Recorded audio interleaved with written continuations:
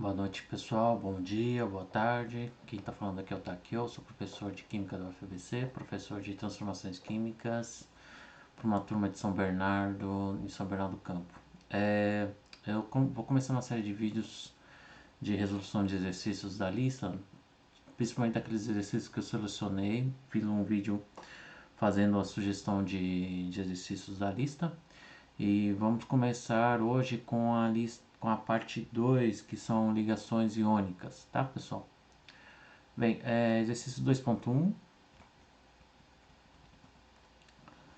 diz o seguinte: defina as principais energias envolvidas no processo de formação dos compostos iônicos. Represente as etapas de formação da ligação iônica utilizando NaCl como exemplo. Pode parecer um pouco complicado esse enunciado. Ele quer saber todas as energias envolvidas no processo para você formar cloreto de sódio.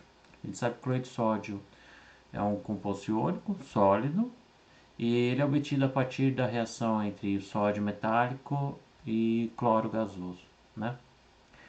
Essa reação aqui, a energia envolvida nessa reação nada mais é que a entalpia padrão de formação, que é um conceito que a gente vê lá na parte de termoquímica. Mas não é isso que a gente vai discutir hoje. O que a gente vai discutir é o ciclo de Born-Haber, que é a resposta para esse exercício. Entendendo o conceito, esse ciclo de Born-Haber, você consegue entender o que o exercício está pedindo. Eu peguei um exemplo aqui do fluoreto de lítio para explicar o conceito de ciclo de Born-Haber. O ciclo de Born-Haber é uma proposta para explicar todas as energias envolvidas para a formação de um composto iônico a partir dos compostos elementares, aqui no caso lítio e flúor para levar fluoreto de lítio. Tá? O que são todas essas setas aqui? Então vamos por partes. Tá? A gente vê aqui que tem 6 setas, certo? E aonde a gente começa? Bem, a gente começa pelo estado inicial. Então são os reagentes. Então o ciclo mostra que nessa linha verde são as energias relacionadas aos reagentes, então lítio sólido, flúor gasoso. Existe então, aí sim, a gente começa a avaliar as energias. Então tem uma energia para você vaporizar o lítio do estado sólido para o estado gasoso, que é a entalpia de vaporização, certo? Depois que você colocou o lítio na fase gasosa, a gente ioniza esse lítio. Então a gente transforma o lítio gasoso no lítio mais gasoso, liberando o elétron. Então essa energia relacionada a essa ionização se chama entalpia de ionização. Tem muito a ver com o potencial de ionização do lítio, tá? Depois a gente tem a entalpia de ligação da molécula de flúor. Então a entalpia de ligação seria a energia necessária para a gente romper essa ligação covalente flúor-flúor. O que a gente vai ter então? A gente vai ter lítio mais gasoso, que foi ionizado, tá o elétron dele aqui. Temos o flúor no estado gasoso. E depois a gente tem a energia relacionada à afinidade eletrônica do flúor para virar fluoreto, certo? Então há uma liberação de energia, porque o flúor é eletronegativo, né? Então tem a tendência de atrair elétron. Nessa captura do elétron há uma liberação de energia para você formar fluoreto. Aí então você tem o lítio mais, cátion, flúor menos, o ânion, os dois no estado gasoso. E aí você tem a reação entre o lítio mais e flúor menos para formar um fluoreto de lítio. A energia relacionada dessa formação da ligação iônica ao fluoreto de lítio é a entalpia de reticular, tá? Entalpia de rede, dependendo do livro, da referência fala, a gente chama geralmente de entalpia reticular, tá? E aí nesse balanço, então o que a gente tem? A gente começou daqui e parou aqui, parou numa energia mais baixa, certo? Então o que é o delta, o que é aquela entalpia padrão de formação? É justamente a energia, a variação de energia do estado final menos estado inicial, que é a entalpia padrão de formação que eu comentei no slide anterior, tá? Então todo esse ciclo aqui é o ciclo de Born-Haber, isso serve para todos os sais iônicos a partir das substâncias elementares. O importante desse ciclo é entender que quando você quebra ligações, como aqui a ligação covalente flúor-flúor, você demanda energia, absorve energia, você precisa de energia para romper uma ligação. E quando você forma ligações, como é o caso aqui dos íons levando a ligação iônica, você libera energia, então, para baixo, tá? Esse é o conceito, isso que é o mais importante aqui desse ciclo, tá? Exercício 2.2 pede para escrever a fórmula do composto formado pela combinação de vários átomos aqui, de vários elementos. Eu vou fazer apenas o item A, tá, pessoal? Então, para fazer esse exercício e alguns outros, você precisa ter em mãos a tabela periódica, tá? Isso vai ajudar bastante. Vamos localizar onde está o alumínio e o telúrio. Bem, o alumínio está aqui no grupo 13, o telúrio está aqui no grupo 16. Como que a gente cria a fórmula do composto formado por esses dois elementos? Bem, quando você tem um composto formado por dois ou mais elementos, o importante é que cada elemento ele tem que ter uma configuração de gás nobre, que é a regra do octeto, certo?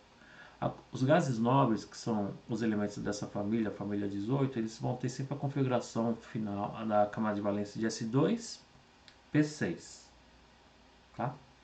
Se a gente pegar os elementos, por exemplo, do alumínio, o alumínio, por exemplo, está na família 13, certo? Na configuração eletrônica da camada de valência, ele termina em S2P1. Então ele tem 3 elétrons na camada de valência. É mais fácil ele ganhar 5 ou perder 3? É mais fácil ele perder 3. Então muitas vezes a gente conhece o alumínio, o íon alumínio 3+, tá?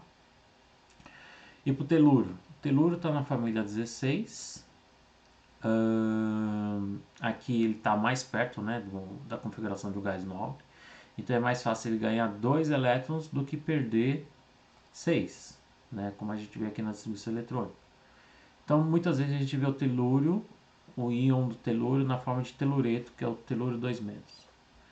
E aí como é que a gente forma o composto então? A gente pega o alumínio 3+, telúrio 2-, e a gente faz a cruz aqui. O 2 do telúrio 2- vai para o alumínio e o 3 do alumínio vai para o telúrio. Então a gente tem o composto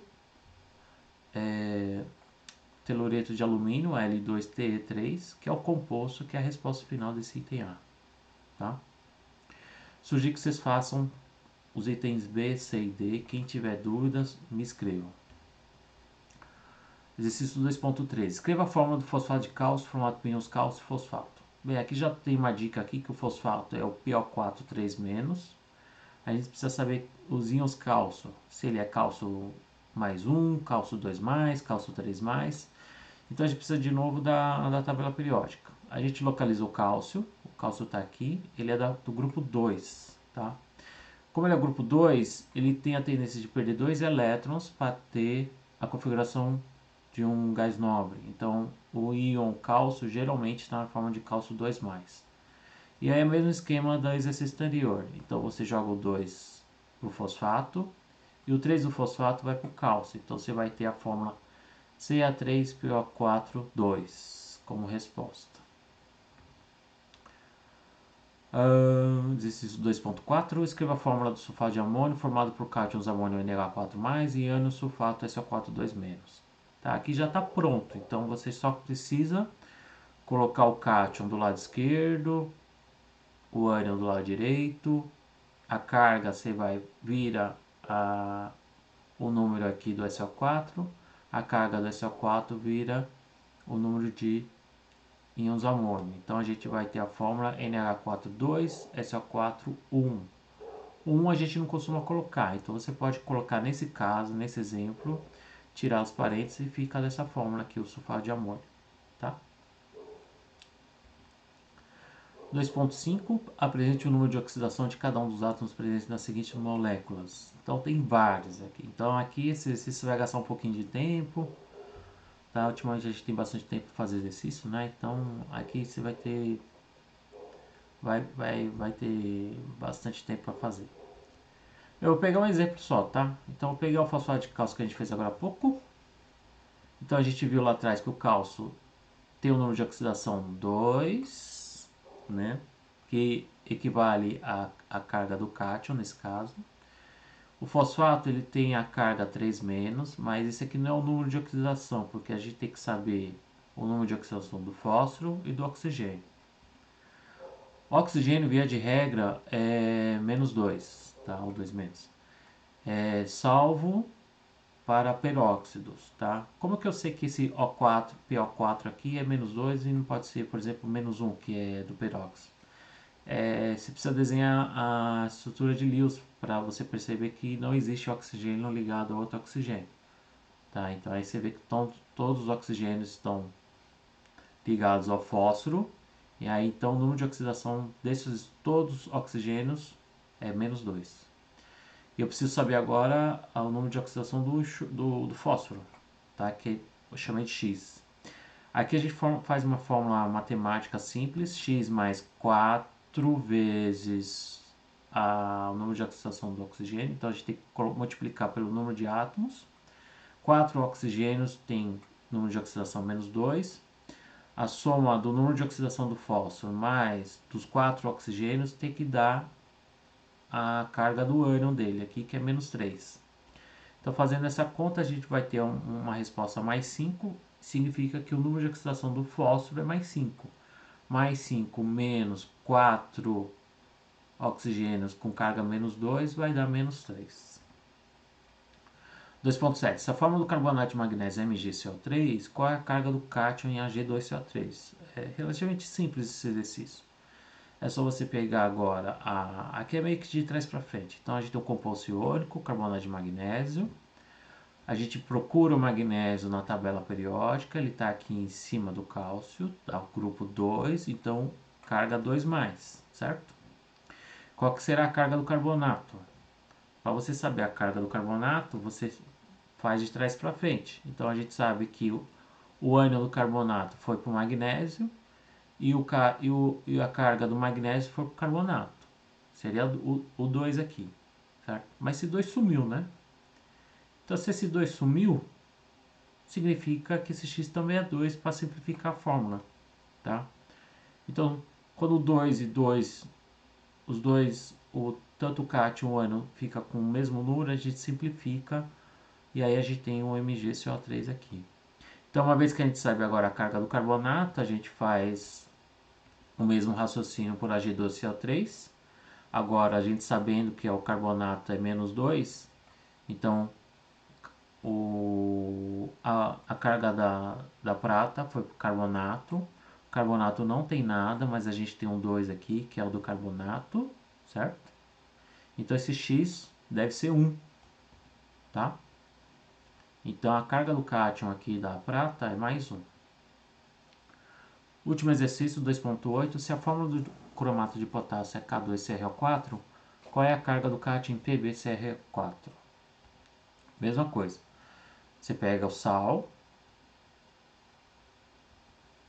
localiza o metal, potássio está aqui no grupo 1, então ele tem carga mais 1. A gente faz aquele reverso da cruzinha, então o 2 aqui vai para cá e 1 aqui vai para o potássio. Então o cromato geralmente é carga menos 2, tá? Então sabendo que você tem a carga menos 2 do cromato, a gente descobre a carga do chumbo. Então se o chumbo era para ter 2 aqui, o X também tem que ser 2, porque ele vem de uma simplificação, tá? Então o cromato a gente sabe que é menos 2. O 2 vai para cá e o X aqui que a gente não sabe vai para o cromato. Como aqui o cromato não tem nenhuma atomicidade aqui, nem o chumbo também, significa que o 2 e o X é o mesmo número, é 2, tá?